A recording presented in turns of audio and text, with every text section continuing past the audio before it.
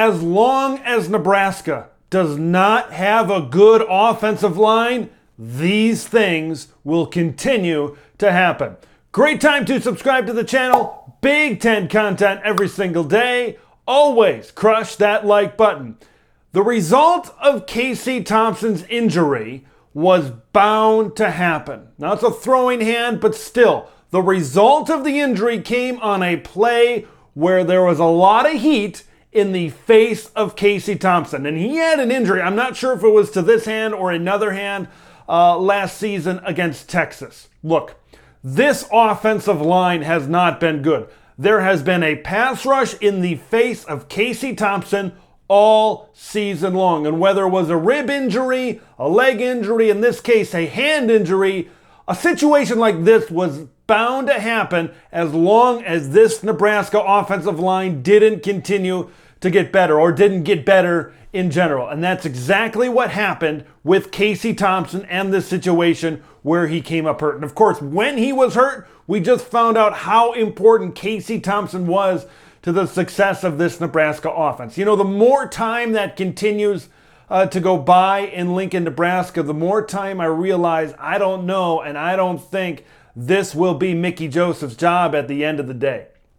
Because you look at the schedule and what they have coming up, you look at what has happened already. Look, Nebraska is playing better football. I don't think anybody can argue Mickey Joseph Nebraska is a lot better than Scott Frost Nebraska. But if Mickey Joseph wants to impress Trav Alberts, if Mickey Joseph wants to have a shot to be the permanent head coach at Nebraska, it comes down to W's. It comes down to wins and losses. And if you don't have that on your resume, and if you don't have that to show that off, then I don't think you're going to be able to make progress in the athletic director's office. Because if your team looks good, but you can't win the games, what do you got? You got a Scott Frost type of team. Now, I'm not comparing Scott's against Mickey's teams. I've already said Mickey's teams look better, and I think they are better than Scott Frost's team. But if your team looks good and they're getting better, but you still end up in losses, whether they're one-score losses or whatever, you still have a lot of the situation that you had and a lot of the results that you had under Scott Frost. I will say this about Nebraska. I thought their defense played better today. Look, I know Tommy DeVito was extremely efficient, only throwing 2 incomplete passes. I know Chase Brown went close to 150 yards, but I still feel, and that kind of goes back to my previous point, this is a Nebraska team that continues to look better. Mickey Joseph has them going in the right direction. I don't know if Mickey's the guy, but if Mickey comes on, I think whoever they hire as head coach, they would be stupid not to bring in Mickey Joseph as a wide receivers coach, recruiting coordinator, associate/assistant head coach type of position. Illinois, man. Look, Devin Witherspoon. Mock drafts have him top 15, top 20 player. He combined him with Sidney Brown and others in that defensive secondary. Am I ready to put Illinois above a team like Penn State in terms of their secondary? They're getting closer. They're getting ever closer to that respect. And man, this defense on all levels. Look, I'm not going to say because of this performance, because man, Nebraska was moving the football pretty well on this Illinois defense before the injury happened. And when Logan Smothers / Chubba Purdy enter this game, you see exactly what happened with the Nebraska backup quarterback and, of course, combined with that offensive line. But regardless, this is still a really good Illinois defense, and the games coming up for Illinois is when they're truly going to be tested.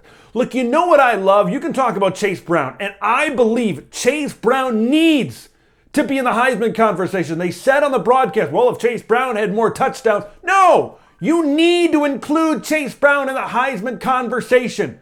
He is arguably the best running back in the entire country. You need to start talking. You, Heisman voters, need to start considering Chase Brown the more he continues to have games like this in the Heisman conversation. But you know what I love maybe most about this offense is Tommy DeVito.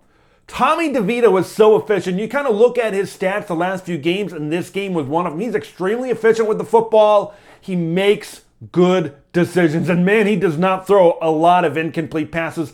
These playmakers on the outside for Illinois are getting more explosive. Man, are they building up. They are building up, and they are building up. I just love Illinois is a well-built Big Ten football team. The physicality, the defense, the running game.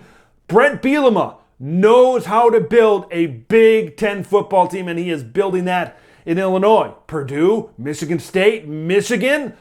You know, some of those are tougher than others, but we're really going to find out about Illinois in the weeks to come. What do you think about this game? What do you see the future going for the University of Nebraska? Illinois, does this game change your mind? Does it put them kind of in a more of an upper echelon comparing to East Division teams after their win against the Cornhuskers? Leave your thoughts in the comments below. Make sure you subscribe to Big Ten Ted. I'm Big Ten Ted, and we'll see you in the next one.